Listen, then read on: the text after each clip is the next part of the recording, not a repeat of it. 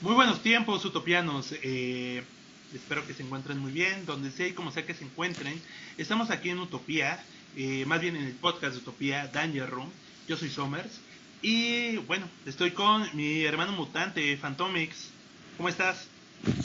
¿Qué tal, Somers? Un placer estar contigo, un placer estar con los Utopians. Bienvenidos a Danger Room, esperamos que sobrevivan a la experiencia. Y de nuevo con mi sección favorita y constante, seguir dando un repaso a lo que es la cronología de los X-Men.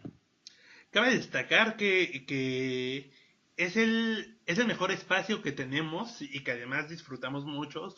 Yo creo que más que tú, tío, porque eres una enciclopedia. Lo hemos mencionado antes en este mismo programa. Si nos siguen en Facebook, espero reconozcan las firmas de Ned Grey y tío Fantomix. Estas dos personas, estos dos cabrones son en serio enciclopedias vivientes.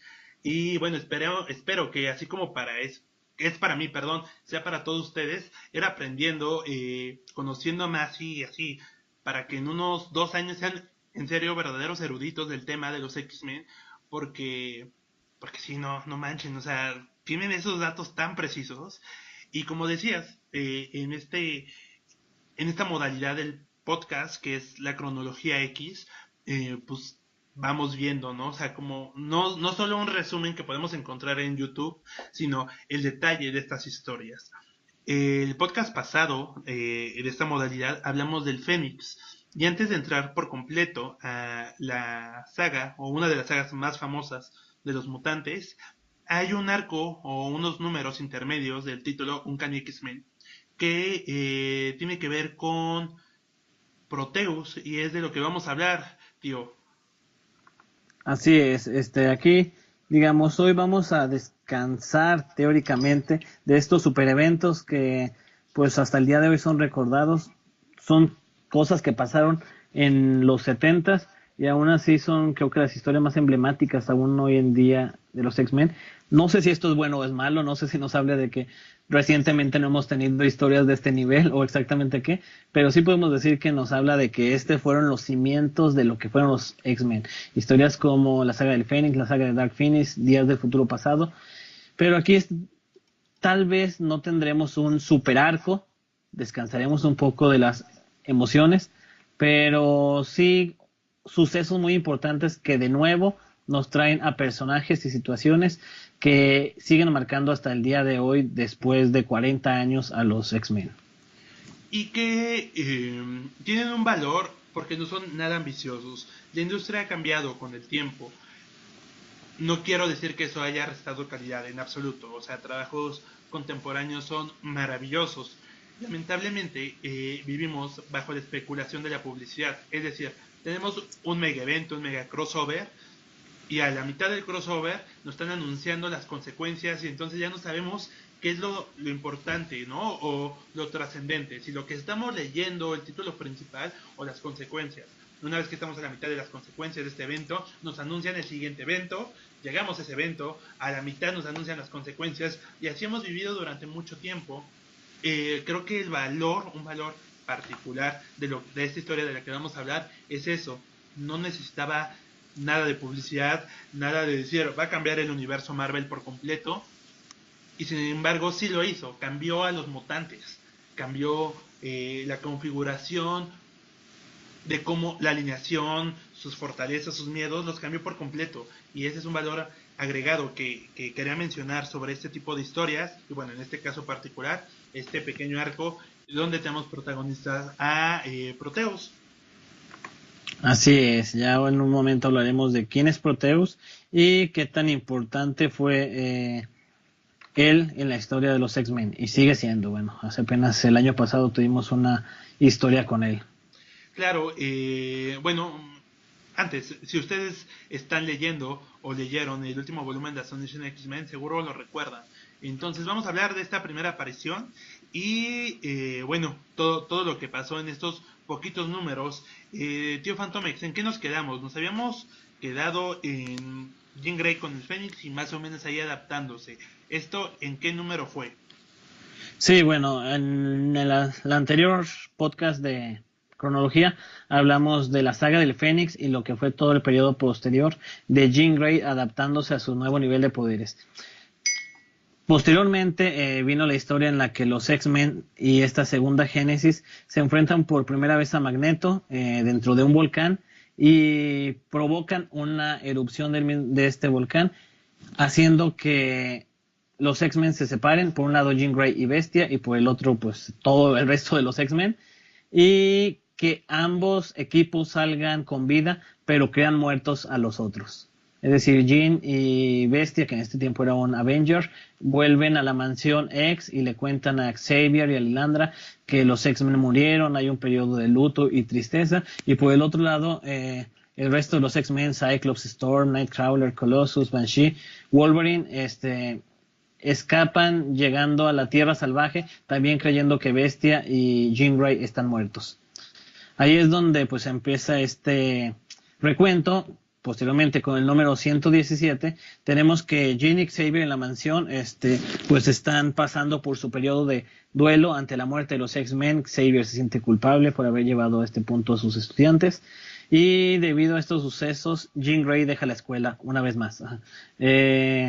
Abandona a la escuela, pues al ya no existir los X-Men, no tiene razón para seguir ahí.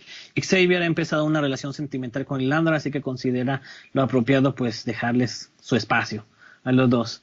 Mientras tanto, Xavier se recluye a sí mismo, se encierra a pesar de los intentos de Lilandra de llegar a él y pues de hacerlo sentir bien. En este número en específico, pues tenemos varios flashbacks en los que Xavier recuerda sus historias pasadas, más específicamente su amor con Moira MacTaggert y el cómo terminó pues de una mala manera, además de recordar su posterior viaje a través del planeta cuando no sabía exactamente qué hacer con su vida. Aquí tenemos un momento muy importante que es también creo que una escena y una historia emblemática para Xavier, que es su paso por el Cairo. Vemos que cuando llegó al Cairo, conoció a una joven, aún en ese entonces ni siquiera era mutante, pero una joven chica de piel oscura y cabello blanco, que era una carterista. En este caso ya sabemos que es Storm. Aquí sabemos cómo conoció a Storm en su niñez. Y esta niña, al igual que varios niños más, eran obligados a delinquir por un mutante llamado Amal Farouk, que actualmente lo conocemos como Shadow King, todos. Un mutante que aprovechaba sus dotes psíquicos para explotar a otros para que cumplieran su voluntad.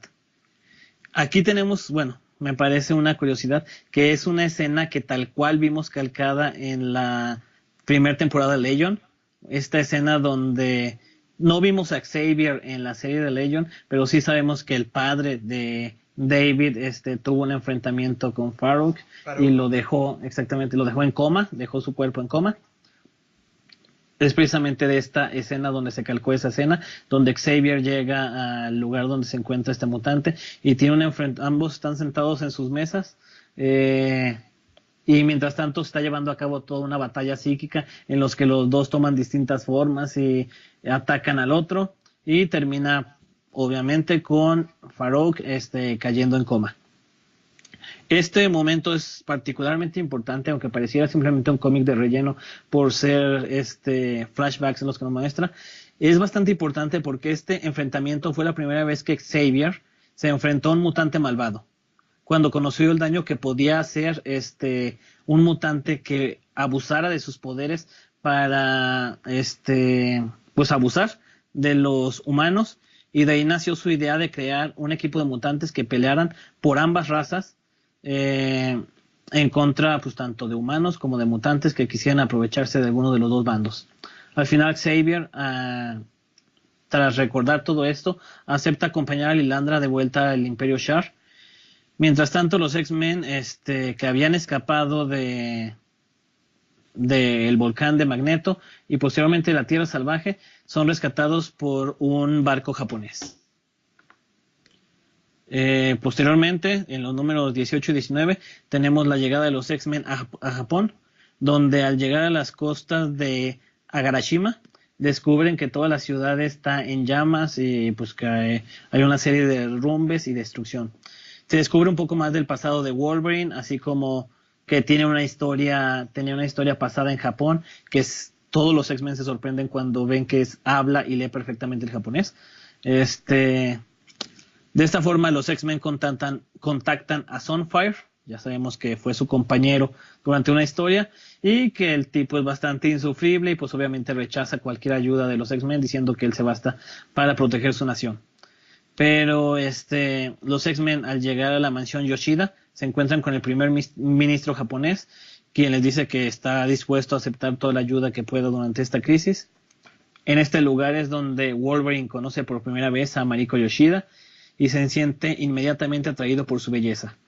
Ella, por el contrario, en un principio le tiene miedo, pero Wolverine termina salvándole la vida cuando un terremoto provocado por los Mandroids hace que se derrumbe la mansión.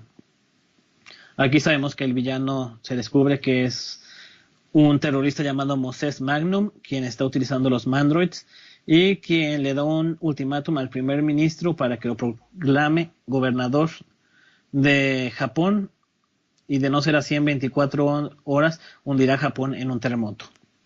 Posteriormente los X-Men se introducen en la base de Moses Magnum y se enfrentan a él y sus Mandroids. Pero para derrotarlo, Banshee quema su poder a tope. Ya lo hemos visto un par de veces a lo largo de la historia de Banshee, que si grita demasiado, bueno, creo que como todo nos ha pasado en conciertos o en cualquier situación, lleva su voz a un punto máximo en la que la apaga totalmente. Posteriormente a esto, pues logran detener al terrorista y los X-Men, aún en Japón, festejan la Navidad. Celebrando, aquí se da por primera vez una interacción, pues, digamos, bastante agradable entre ellos, en los que reconocen que pues, se han convertido en una familia y fortaleciendo sus lazos, en especial, por ejemplo, el lado protector de Storm hacia Colossus al verlo como su hermano pequeño, esa amistad entre Nightcrawler y Wolverine, se empiezan a ver algunos puntos más. Y aquí es importante porque como ya habíamos mencionado se me fue el nombre, Mystic Knight, era la roomie de Jean Grey, exactamente. En este momento Misty y su colega de toda la vida, Colin Wing, se encontraban también en Japón y se reúnen con los X-Men. Aquí inicia también una relación, sí, una pequeña relación entre Colin Wing y Scott. Cyclops. Exactamente, recordemos que bueno, ya vimos Wolverine primero con Mariko y Cyclops con Colin, pero se debe principalmente, creo, a que ambos pensaban que Jean Grey estaba muerta. Mientras tanto, Jean Grey, que había abandonado la mansión, se va en un viaje hacia Edimburgo, donde viaja para pasar la Navidad con Moira McTaggart, Jamie Madrox, Alex Summers y Lorna Dane. Juntos en Edimburgo pasan la Navidad, mientras de que todos siguen creyendo que el resto de sus compañeros está muerto. Mientras tanto, aquí tenemos un primer flashazo de un mutante que escapa de las instalaciones de la isla Muir y posee a un marinero que estaba pues, por ahí en la isla. Que en el cómic lo vemos, perdóname tío, lo vemos representado como solamente voces, ¿no? Como burbujas de diálogo en las viñetas. Así es como se ve un poco reflejado Proteus. Posteriormente, en los números 20 y 21, tenemos las primeras apariciones de Northstar. Ya creo que hemos hablado mucho en este podcast de que es uno de nuestros personajes favoritos. Aquí fue su primera presentación en el número 120. Y sus compañeros Shaman, Snowbeard, Sasquatch y Aurora. Es decir, tenemos la primera presentación de Alpha Flight. Recordemos que Vindicator ya había aparecido en unos números anteriores intentando hacer que Wolverine regresara al departamento K de Canadá. En esta historia vemos cómo los X-Men se despiden de sus amigos en Japón, y en especial hay una emotiva despedida entre Logan y Mariko, y vuelven a casa, pero una tormenta artificial creada por Shaman les corta el paso cuando vienen de regreso hacia Estados Unidos y los obliga a desviarse hacia Canadá. Como parte de un plan de gobierno para recuperar a Wolverine, o a su arma X, ahí son atacados por el equipo de Alpha Flight, pero Storm crea otra tormenta para escapar. Es decir, logran los X-Men separarse y escapar de Alpha Flight. Pero después, uno a uno, son emboscados por los miembros de este equipo, que pues demuestra ser realmente un equipo muy poderoso. Finalmente Kurt y Logan son capturados por ellos, y Banshee abre sus heridas tratando de utilizar sus poderes contra Vindicator. Posteriormente, los X-Men y Alpha Flight se enfrentan. Se descubre que Wolverine y Nightcrawler solamente se habían dejado capturar para descubrir exactamente cuáles eran los planes de estos tipos, y Shaman crea una tormenta de nieve que escapa de su control y pone en peligro a todo Canadá. Es decir, aquí veíamos que Shaman no tenía tanto poder como Storm o tanto control con sus habilidades mágicas, así que pone en peligro de destrucción a Canadá. Afortunadamente Storm lleva al máximo sus poderes y logra controlar la tormenta, salvando a Canadá, y al final de cuentas Wolverine decide entregarse al gobierno de Canadá con tal de que pues logre dejar a los X-Men, a sus amigos, en paz, que los dejen volver a Estados Unidos. Wolverine es esposado y encerrado en una jaula para llevarlo de vuelta al departamento H, de Canadá, y los X-Men vuelven a Estados Unidos. Pero durante su vuelo de regreso, pues todos reflexionan acerca de que, pues, si bien Wolverine tiene un carácter un poco difícil y tiene bastantes conflictos, especialmente con Cyclops, es uno de los suyos, y pues sin lugar a dudas se ha ganado el cariño y el respeto de todos, así que deciden volver a Canadá a buscarlo. Pero bueno, una historia un poco graciosa, justamente cuando van hacia la cabina del Blackbeard, o bueno, del jet que los va a llevar de vuelta a Canadá, descubren que ahí está Wolverine, quien les recuerda que no hay ninguna jaula que pueda contenerlo, y que pues simplemente todo fue un teatro para que dejaran en paz a los X-Men. Posteriormente tenemos los números 122 al 124, es otra historia, pero no sé si te parecerá. Nos vamos al corte. Okay. Claro, nada más mencionar que esta historia es la de Arcade, ¿correcto? Así es. Okay. Así es, aquí tenemos la presentación de Arcade. Muy bien, y les dejamos con esto, con este personaje, según yo poco explotado, y vamos a la pausa y volvemos para seguir hablando de, yo creo que es uno de los muchos hijos de Javier, adoptado y todo, pero bueno, vamos a la pausa y regresamos, tío. Muy bien.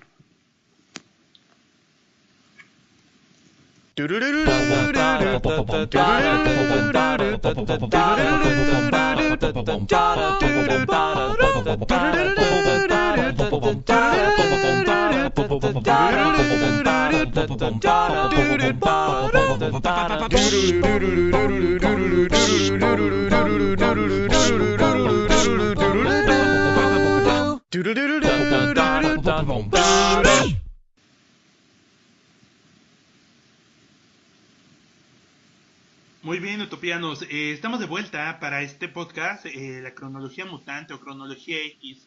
En esta ocasión estamos hablando de Proteo o Proteus, el hijo de Moira McTaggart, Kevin McTaggart, y nos habíamos quedado con una historia de 3 números protagonizada por Arcade, un loquito que le gustan los videojuegos.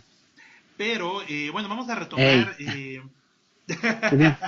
¿Qué tienes en contra de los loquitos a los que les gustan los videojuegos? Nada, soy de ustedes, hermano, soy parte del grupo. Bueno, tío, continuamos en este número que, si no me equivoco, es el 122 de Uncanny X-Men, ¿correcto? Así es. Aquí tenemos, inicialmente la historia de cómo en el centro imperial Shar, Lilandra está a punto de ser coronada. Recordemos que, pues, después de que el Fénix salvó a la existencia de todo el universo.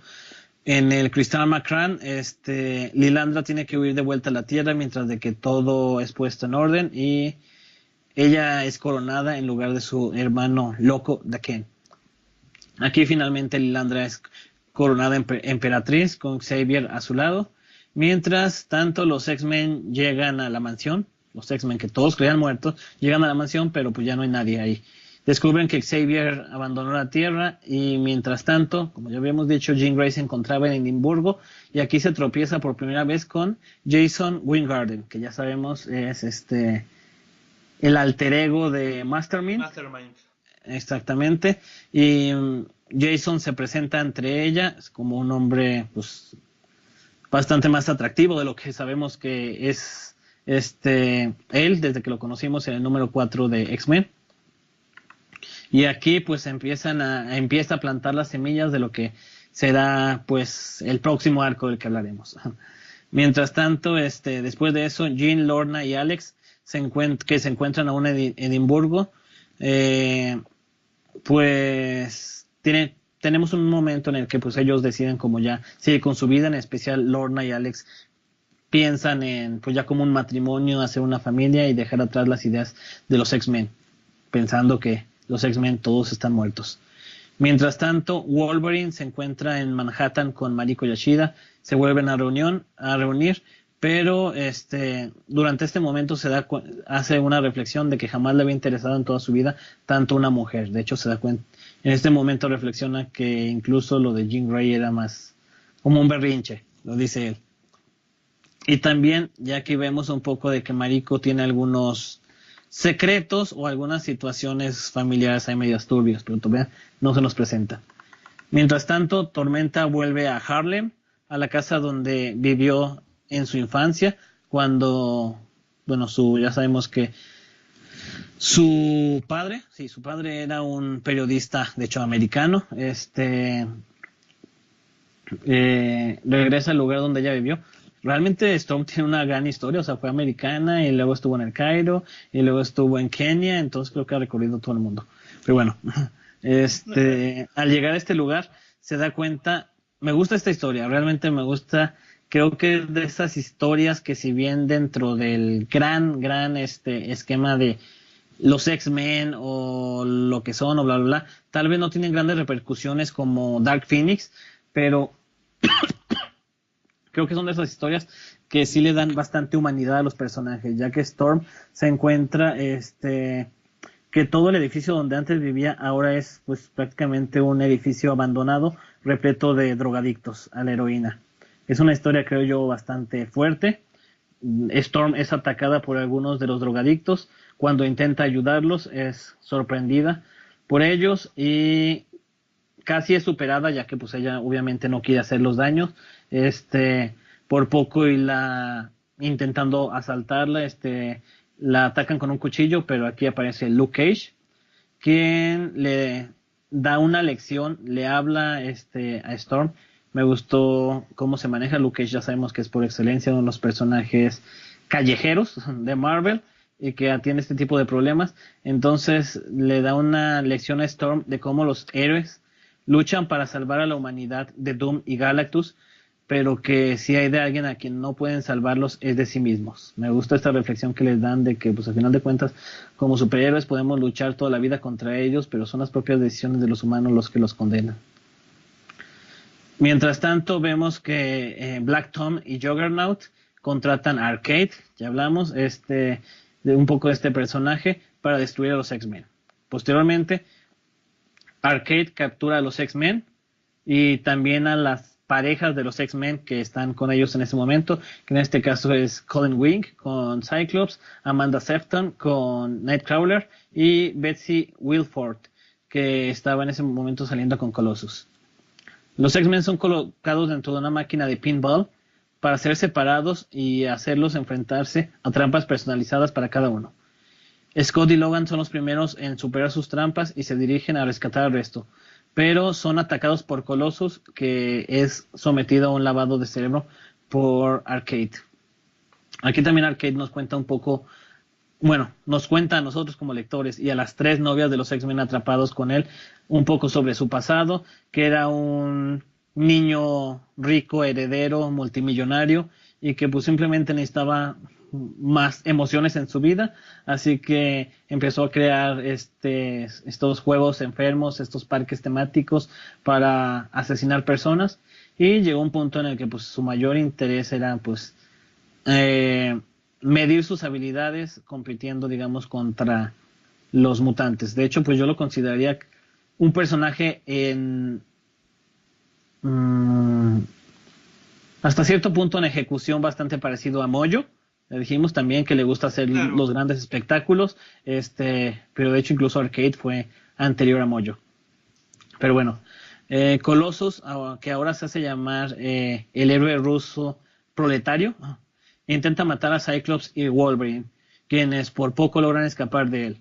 Cyclops rescata a Nightcrawler, que estaba a punto de ser aplastado por un coche armado con sierras mecánicas. O sea, sí son como ideas muy locas las que maneja Arcade, creo que es parte de su atractivo. Mientras tanto, Wolverine encuentra a Banshee, que recordemos que no tenía poderes en este punto, e intenta romper las reglas escapando por una pared oculta, pero se topa con unos robots de Magneto y Hulk que lo atacan. El resto de los X-Men se reúnen y Storm logra, ya habíamos comentado un poco que había un lazo afectivo bastante especial entre Storm y Colossus. Storm es quien logra hacer que Colossus supere el lavado de cerebro. Y Arcade, mostrando, de hecho Wolverine tal cual lo dice, Arcade tiene un sentido del honor bastante bizarro, pero al admitir su derrota, libera tanto a los X-Men como a sus prisioneras que tenían junto con él. Posteriormente, en el número 125, Moira McTaggart trata de descubrir los límites del poder de Jean Grey, ya pues a falta de los X-Men y a falta de Xavier. Moira, digamos, es la mayor autoridad en el tema de los mutantes, entonces empieza a hacer pruebas en Jean Grey para medir sus niveles, mientras tanto son observadas de fondo por Proteus. Al mismo tiempo, en el Centro Imperial, Xavier... Perdóname, tío, en este número y en este momento que acabas de describir, la primera vez donde vemos a Proteus, ¿no? Sí, aquí ya había poseído al marinero que había mencionado hace un par de números. Sí, era un marinero anciano y pues sí, solamente lo veíamos como con una aura de energía y con este aspecto un con poco... este resplandor amarillo verdoso. Así es. Pero en sí lo que es Proteus, que es fuerza, más bien energía, como Energía. consumida ahí en forma corporal, tal vez como en alguna forma humana, es, si no me recuerdo, la primera vez que lo vemos así. Así es, también sí. Mientras tanto, en el Centro Imperial, Shark Xavier descubre que cómo Fénix evitó el final del universo cuando habla con Araki y se da cuenta de que debe volver a la Tierra de inmediato para ayudarla a controlar su poder. Es decir, Xavier no estuvo en esta historia en la que Jean Grey detiene la destrucción del universo al contener todo el universo ella misma. Y cuando Araki le cuenta esta historia, descubre que Jean Grey pues ha llegado a un nivel de poder inmesurable y que pues tiene que estar ahí para apoyarla, ya que pues sería una catástrofe el que perdiera el control, así que decide volver a la Tierra.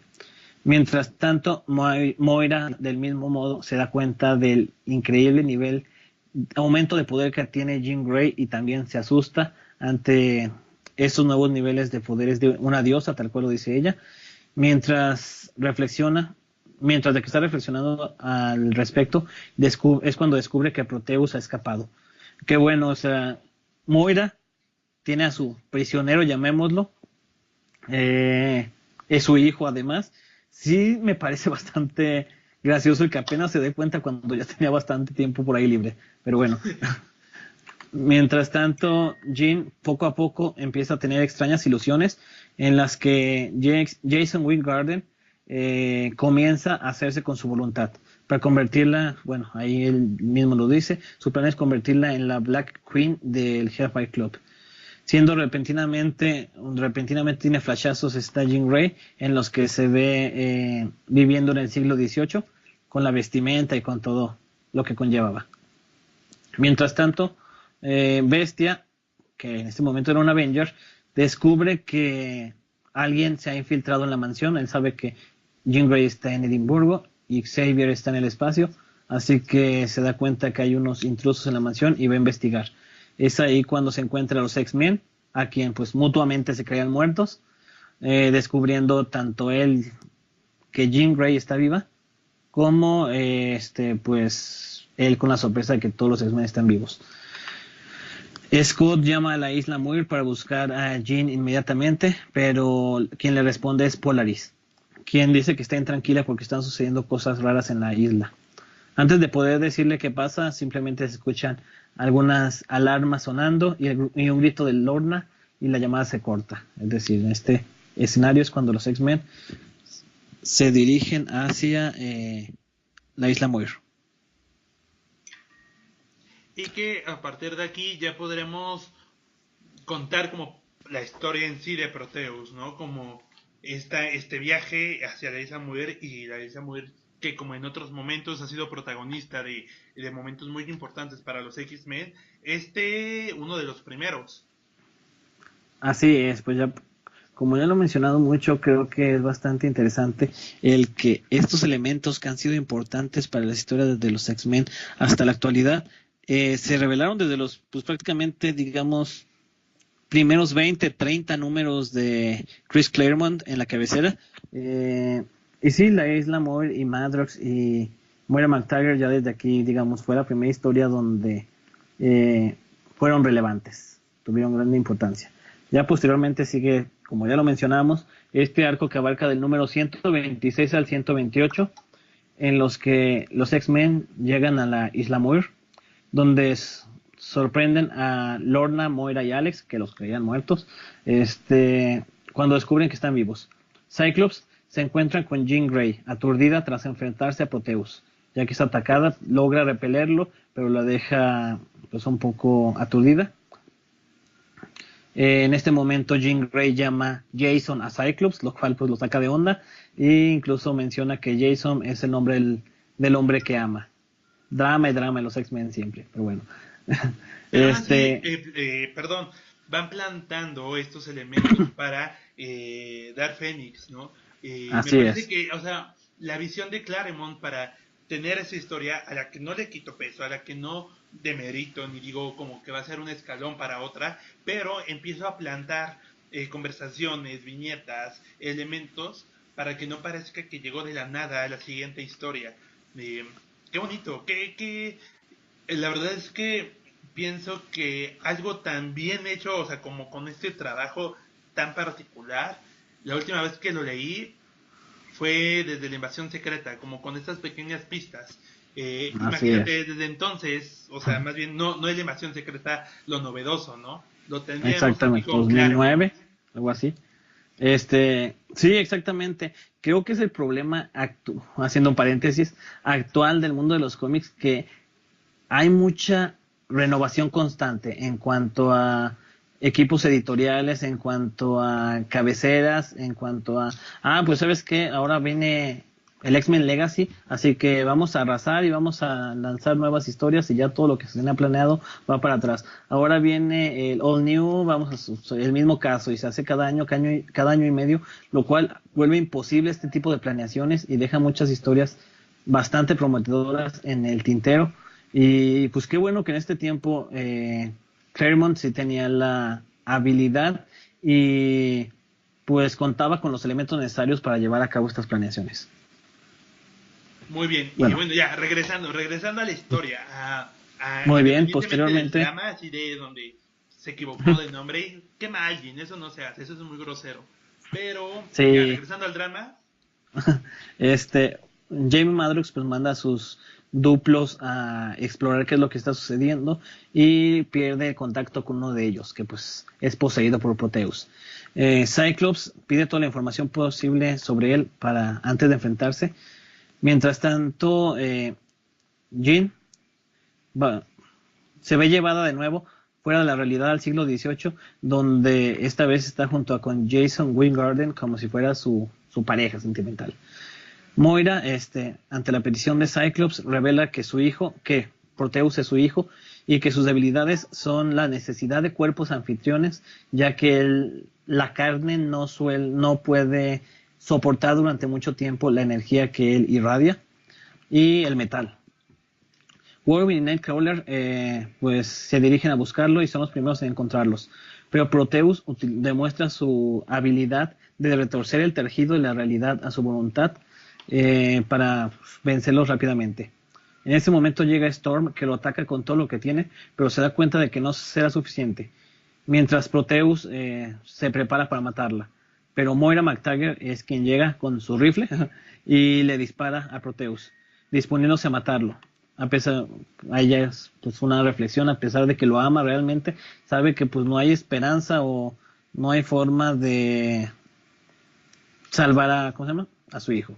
A este Kevin, cabe mencionar que, bueno, Kevin lleva muchos años estando encerrado. Moira conoce la situación en la que vive su hijo, por lo tanto, vivir enjaulado, sabe cuáles son sus debilidades, por ejemplo, el metal, y que a pesar de que lo ame, conoce el daño que puede generar Proteus.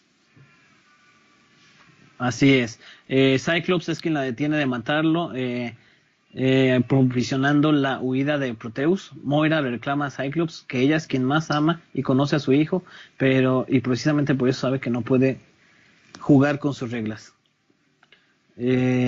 También dejando en el proceso inconsciente a Cyclops.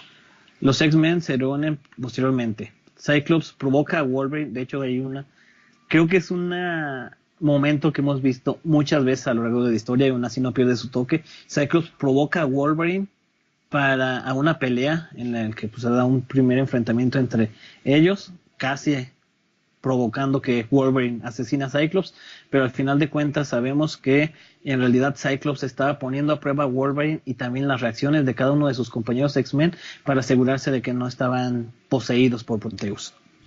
No sé si recordarás, por ejemplo, en los 12, más o menos algo similar hizo Xavier. También para saber, claro. Exactamente. Incluso lo vemos en las películas. Así es. Mientras tanto, Moira viaja de nuevo a Edimburgo para avisarle a su marido. Aquí es la primera vez que vemos a Joe MacTaggert. Vemos un poco más del pasado de Moira. Moira, tras su historia con Xavier, se casó con un diplomático de Edimburgo llamado Joe MacTaggert, quien la golpeaba, y finalmente Moira lo abandonó tras ser pues violada por él, a pesar de ser su marido, y en este momento fue cuando él la dejó embarazada. Él nunca supo de la existencia de su hijo, pero Moira se va, tiene a su hijo, y pues ya sabemos toda la historia de Kevin, de un niño que en cuanto manifiesta sus poderes mutantes tiene que ser aislado de la sociedad. Estos poderes que mencionas de Kevin son energía psiónica, ¿no? El tener desbordada esta energía y no poderla consumir a tal grado de consumir su propio cuerpo. Entonces, de alguna manera muy bizarra, vive como en sí la energía. Otras manifestaciones de energía psiónica, entiendo yo que es esta daga mental que usa Psylocke, ¿no? Con todo el control, energía pura mental, como en su estado mucho más, no sé, puro, banal, por así decirlo, pero Psylocke, por supuesto, con control que lo utiliza para combate, y Kevin, Proteus, no. Entonces, por lo tanto, también busca siempre un huésped, como para poder tener un recipiente en sí y no sentirse que todo se le sale de control. Sí, y de hecho algo muy similar se ha manejado actualmente en el cómic de X-23, donde vemos que son clonadas Sophie y Esme Cuckoo, pero sus cuerpos clonados no son capaces de soportar toda la energía sónica que tienen, así que pues intentan buscar cuerpos que las soporten. Ya, bueno, eso ya es spoiler y ya después lo verá cada quien. Exacto. Aquí vemos una historia muy fuerte acerca del pasado de Moira, como una mujer que fue agredida sexual y físicamente por su esposo, y su esposo como un personaje cruel que de hecho solamente no le da el divorcio porque dice que hay muchos beneficios como diplomático al estar casado con una premio Nobel. Pero bueno, Moira le cuenta que su hijo probablemente se dirija hacia allá para matarlo, ya que es a uno de los que culpa de toda la infancia que ha vivido. Momentos más tarde, Proteus posee a su padre y Moira descubre que tras la posesión de su hijo se ha vuelto más poderoso, pues en cada absorción absorbe también los recuerdos y emociones de a quienes atacan. Los X-Men llegan y lo atacan, pero Proteus toma a Moira como rehén, comenzando a destruir todo Edimburgo, los edificios y sus alrededores, a través del cuerpo de su padre. Tortura a Moira. Se, se revela que Proteus ha pasado casi toda su vida en una celda, pues ya lo mencionamos, hasta que logró, aquí se menciona que logró escapar en el número X-Men 104, que ya lo mencionamos en el podcast pasado, es la historia donde Magneto ataca a los X-Men desde la isla Muir. Los X-Men se enfrentan a Proteus, pero son poco a poco superados, hasta que finalmente Colossus llega a él. Proteus se recrea causándole dolor y Colossus se encuentra en su forma humana, perdón, no lo había mencionado. Proteus empieza a torturarlo, pero cuando está a punto de poseerlo, Colossus cambia su forma de metal, que ya dijimos que es una de sus debilidades de Proteus, de modos que golpea a Proteus, de hecho sí, o sea, acaba con Proteus a puro golpe. Los restos de Proteus y su conciencia se dispersan y al final los X-Men se lamentan el haber tenido que asesinar al hijo de Moira y pues a un joven mutante sin el control de sus poderes, lo cual pues consideran ellos mismos como un fracaso, su objetivo como X-Men de ayudar a los X-Men, de ayudar a todos los mutantes. Aquí ven como un joven niño que pues nunca tuvo oportunidades, que realmente pues no era malvado en sí, era una necesidad fisiológica la que sentía, y sus propios poderes lo terminaron volviendo pues desquiciado. De hecho pues aquí se menciona que cuando posee a su padre, a Joe McTaggart, que era un ser despreciable, se vuelve más despreciable Proteus porque va absorbiendo poco a poco sus algo de las características, ventas, su personalidad. exactamente, de las personas Y que poseen. Y además de poder viajar como energía psiónica que toma tu mente y puedes manipular su cuerpo, adoptar los poderes de ese cuerpo que ocupas como tu huésped y también estos recuerdos, personalidad, etcétera. Si bien no puede manipular la realidad del huésped en el que está, puede manipular la realidad, la materia de todo lo que está alrededor y es algo a lo que se enfrentan. Incluso este es el elemento por el cual Wolverine le tiene miedo a Kevin McTaggart, ¿no? Como por la alteración de todo tu entorno, de todo lo que es tangible y real a tu alrededor, lo puede cambiar como con este mismo descontrol de la misma energía y así hacerte daño. Así es, pues sí, de hecho Wolverine y Nightcrawler son los dos que se enfrentan en primera instancia a la totalidad del poder de Proteus. Entonces sí hay un momento en el que pues Wolverine incluso se le crea un miedo hacia este personaje. Y pues este es el cierre de la historia. Hasta aquí tenemos de Proteus. Como tú ya lo mencionabas, en el arco pasado de Astonishing X-Men, él fue pues una figura central. Bueno, dos de los personajes que mencionamos justamente en estos repasos, que es Shadow King y Proteus. Y creo que aún en la actualidad podemos hablar de que es un personaje que siempre va a ser un niño traumatizado, un niño que no tuvo la infancia que debió de haber tenido, un niño con berrinches, pero que siempre al final de cuentas busca como ese mundo perfecto, como ese que tampoco no es totalmente malvado, porque sí busca como muchas veces recrear un mundo donde los demás no tengan que pasar lo que él pasó. Y Pero bueno, te va contando como esa parte del contexto de lo que hizo Moira al tratar de contener su poder. Incluso en episodios más tarde de los X-Men vemos el trauma de Moira y la culpabilidad que siente de haber tratado y sobre la muerte bueno, la primera de las muchas muertes o las veces en que vencieron a Proteus los X-Men. así es, ese es uno de los puntos importantes y creo que Proteus, a pesar pues, de que han pasado muchísimos años, siempre va a ser manifestado de esta forma, como ese niño traumatizado que representa para muchos personajes el fracaso de sus objetivos y que pues siempre será un peligro, pero siempre será un personaje constante ahí que en realidad nadie quiere acabar con él. Y que se vuelve un fallo para los X-Men porque un niño mutante que no puede ingresar al Instituto Javier a dominar sus poderes, ¿no? La única opción siempre va a ser vencerlos de la peor manera. Y eso es lo que marca la derrota para este equipo y bueno, los futuros en los que se enfrentan. No hay otra opción. A Proteus lo vimos eh, antes del título de Astonishing X-Men el año pasado. También lo vimos en Necrosha, si no me equivoco, anterior a esta aparición. ¿No, tío? Así es, sí, también estuvo por ahí presente, siendo un poco manipulado. Y antes de esto, ¿cuántas apariciones tuvimos de Kevin?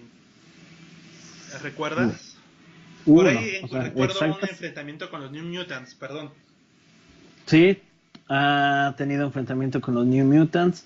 La saga de la Isla Muir, si no me equivoco también, él es uno de los personajes, pero tal cual el número exacto de apariciones que ha tenido y enfrentamientos, creo que sí ha sido un personaje constante, pero no recuerdo el número tal Y cual. bueno, independientemente del número, no ha sido tan explotado. Eso me parece que es un beneficio para el propio personaje.